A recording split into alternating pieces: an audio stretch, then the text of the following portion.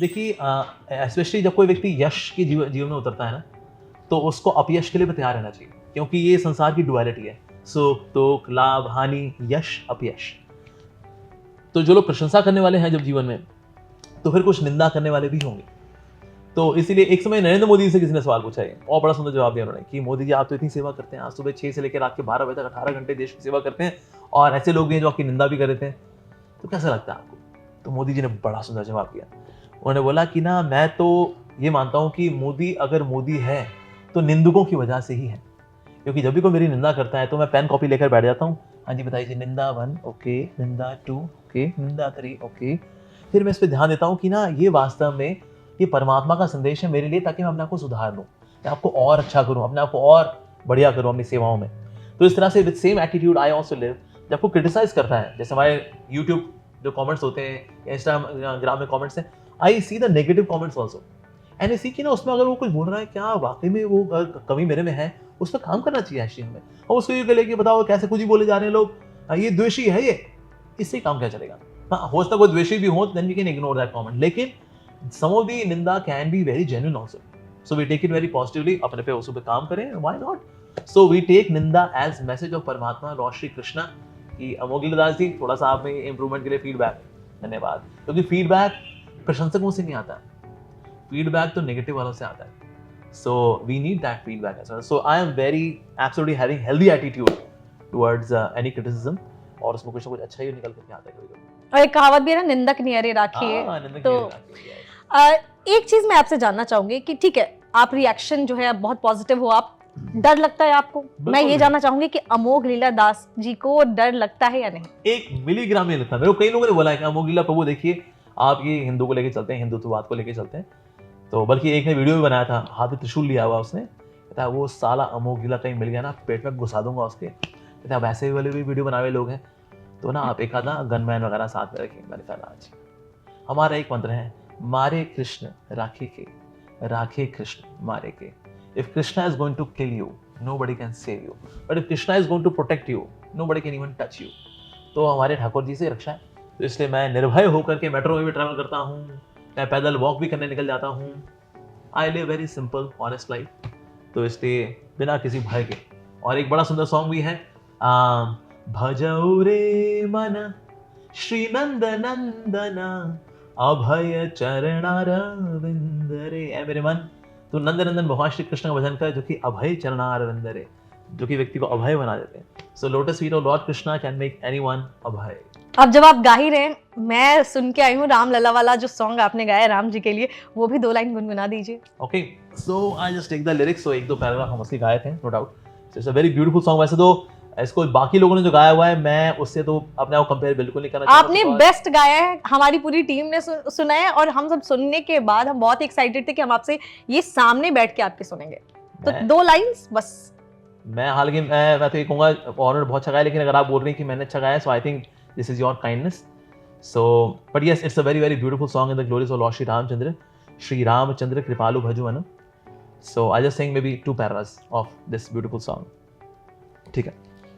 श्री रामचंद्र कृपालु भजुमन हरण भव भय दारुणम नव कंज लोचन कंज मुख करम कंज पद कंजारुणम। श्री राम कंदर्प अगणित अमित छवि नवनील नीरद सुंदरम पटपीत मानहु तड़ित रुचि शुचि नौमि जनक सुतावरम। श्री रामचंद्र कृपालु भजुमन हरण भव भय दारुणम। श्री राम श्री राम। आप सच में मल्टी टैलेंटेड हो। आपने जैसे बोला, मैंने स्केच तो नहीं देखी है, लेकिन हाँ, आप गाते बहुत अच्छा हो, और ये व्यूअर्स भी बोलेंगे। आप मुझे कमेंट करके बताइएगा कि आपको कैसा लगा। वैसे सबको बहुत पसंद आएगा। और चलिए, ये तो बात होगी। हम अभी इससे पहले एक बात डिस्कस कर रहे थे, आपने बोला त्रिशूल वाली बात बोली। जी जी। कभी कभी क्या होता है, लोग बहुत ही ज्यादा रिएक्शन देते हैं अभी, और हाल ही में ऐसा कुछ हुआ था, एक आपकी कोई ऐसी टिप्पणी थी, हाँ, मैं उस पर जरूर बात करूंगी क्योंकि बहुत सारे लोगों के सवाल थे। yeah, that's okay. तो उन्होंने बोला कि आपने कुछ ऐसा बोला था कि हाँ। आपको जो है बहुत सारे लोगों के रिएक्शंस झेलने पड़े थे। हाँ, that's okay. उस टाइम पे आपका थॉट प्रोसेस कैसा था, आपने किस तरीके से उस चीज से डील किया? I was very positive about it, क्योंकि मैं जब भी किसी के बारे में अगर कुछ बोलता भी हूँ तो मैं तथ्यों के आधार पे बोलता हूँ, लेकिन कभी कभी तथ्य थोड़े कड़वे होते हैं तो लोगों को चुभ जाते हैं, विशेष रूप से उस व्यक्ति से जो कनेक्टेड जो कम्युनिटीज़ हैं, तो उसको वो कम्युनिटी को चुभ जाता है। तो इसलिए अगर बैन लगने की बात भी होती है तो मैं खुद ही रिक्वेस्ट करता हूँ अपनी अथॉरिटी से कि सर बहुत दुखी हो रखे हैं, आपने मेरे बैन लगा लो तो वो शांत हो जाएंगे, दैट्स इट। लेकिन हाँ, मुझे कोई गिल्ट है उस बात का, मुझे रत्ती भर गिल्ट नहीं है, because I speak based on Bhagavad Gita. तो भगवद गीता के अनुसार मैं बोलता हूँ, अगर कोई चीज़ कॉन्ट्रेडिक्ट करे भगवद गीता को, बता दो ये तो गीता के अनुसार नहीं है, इसलिए मैं इससे अग्री नहीं करता। मतलब आपने ऐसे निंदा कैसे कर दी जी हमारे फला फला के बारे में? मतलब ठीक है जी, आपको बुरा लगा, वहाँ जोड़ के माफ़ी मांगते हैं, लेकिन हमें सच बोलने के बाद किसी प्रकार का मलाल नहीं होता, because I spoke from Shrimad Bhagavad Gita. तो इसीलिए मुझे कोई दुख नहीं था, लेकिन हाँ, किसी के दिल को दुख पहुँचे उससे मेरे को थोड़ा सा दुख होता है।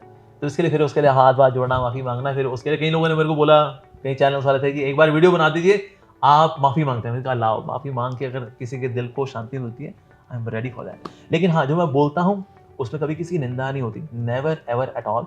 आई just mention some of the facts which are not so sweet, वो थोड़े बिटर होते हैं। मान लो किसी के मांस खाने के बारे में हो गया, कहते हैं अरे जी आपने ऐसे कैसे बोल दिया, अब क्या करें, जो वेजिटेरियन है उसको बोलेंगे तो वेजिटेरियन है, यानी आपने जो बोला था वो सही था, वो डॉक्यूमेंटेड है।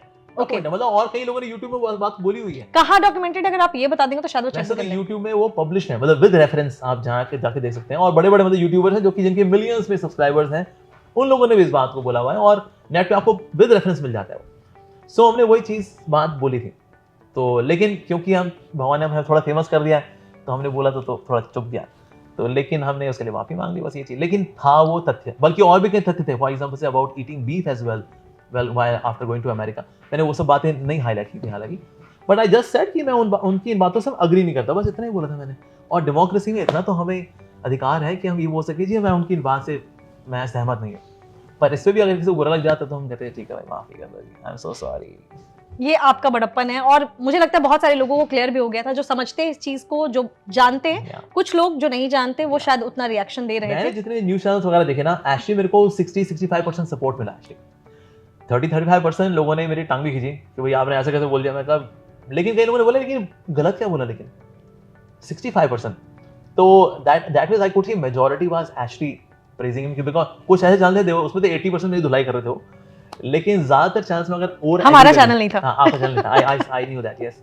तो लेकिन एग्रीगेट मैंने देखा है उसमें 65% 70% लोगों ने मेरे को सपोर्ट किया था। So I was okay with that. और 30% उसमें जो उनसे थोड़ा कनेक्टेड है वो भी, that too from so many centuries, तो इससे थोड़ा ऐसा चलता है, दैट्स ओके।